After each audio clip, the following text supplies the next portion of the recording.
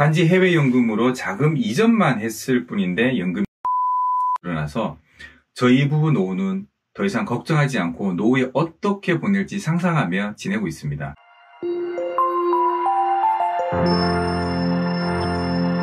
안녕하세요. 해외금융 읽어주는 남자 해익남TV입니다. 앞전에 제가 직구한 S&P 500 ETF 가입에 이어서 노후준비 대비로 해외 연금 상품을 직구를 했는데 연금 상품이 어떤 것인지 그리고 얼마를 받는지 가입 내역을 지금 공개해 드리겠습니다. 끝까지 시청하시면 이에 대한 명쾌한 해답을 얻을 수 있습니다. 드라마 응답하라 1988에서 덕선이 아버지의 직업은 은행원입니다. 극 중 덕선이 아버지가 주변 지인에게 은행 적금 상품을 권유합니다. 지인이 웃음을 쳤죠. 은행이자 그거 얼마나 한다고. 그러자 덕선이 아버지가 이자가 쪼까 떨어진 15%밖에 못 준다며 겸연쩍어하는 장면이 나옵니다. 그 당시 보험사는 배당보험에서 은행 금리에서 더 떨어진 6에서 7% 금리를 준다고 했었죠.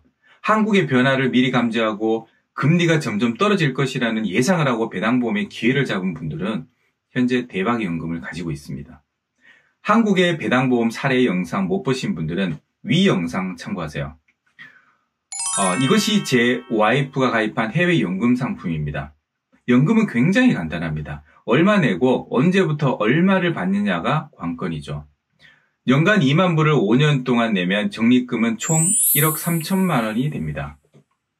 한국의 상속연금처럼 연금재원을 남겨두고 이자만 지급받는 경우를 선택하게 되면 제 와이프가 65세 때 매월 250만 원씩 죽을 때까지 받는 것으로 예상이 됩니다. 연금을 5년 앞당겨 60세 시점에 받는다면 금액은 약 170만 원으로 줄어듭니다.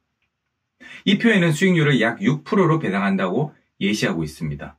저 또한 와이프와 동일한 연금을 가입을 해서 저희 부부는 65세 때 공무원 연금 수준의 매월 약 500만 원 정도의 연금을 수령할 예정입니다.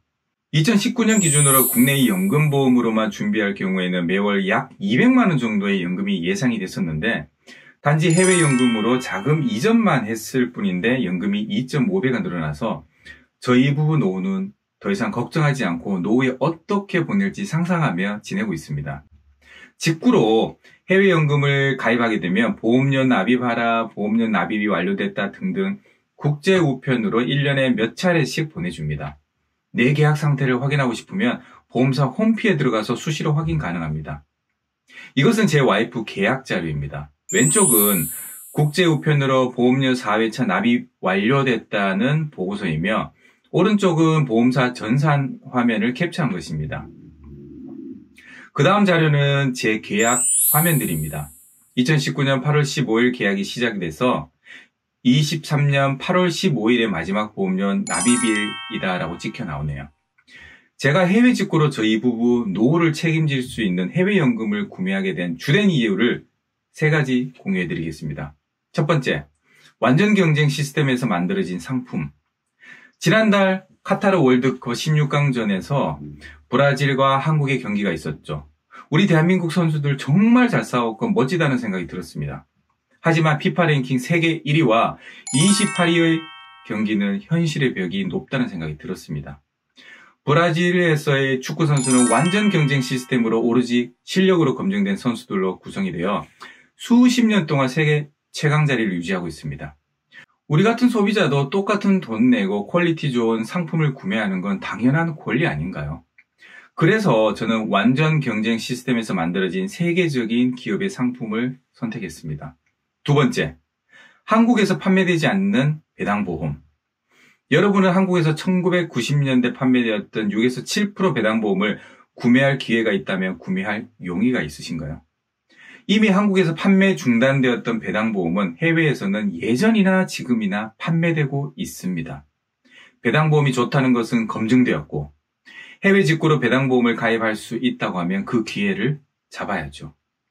세 번째로 선진화된 금융 시스템. 최근 중국은 금융 선진화를 위해서 다양한 시도와 변화를 주고 있습니다. 세계 자산운용 1위 기업 블랙록은 중국 내에서 100% 외자 기업 최초의 자산운용사가 되었습니다. 외국계 기업은 중국 내 사업을 하려면 중국 기업과 합자 형태로 기업을 운영해야 하는 법 규정이 있는데 중국의 금융 선진화를 위해서 법 테두리를 점차 허물어가고 있습니다.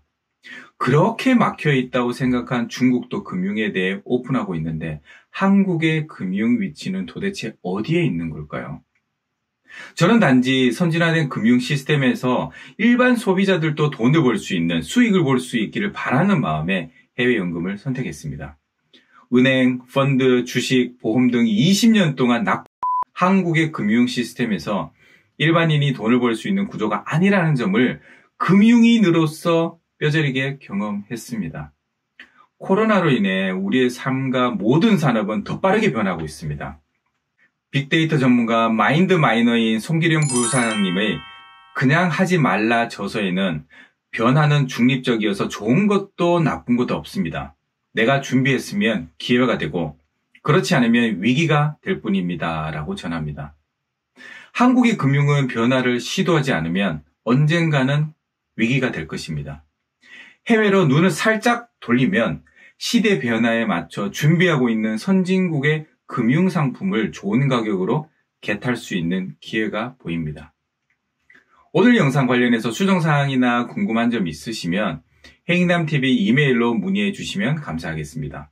지금까지 시청해 주셔서 감사합니다. 행복한 하루 보내세요. 구독과 좋아요 꼭 눌러주세요.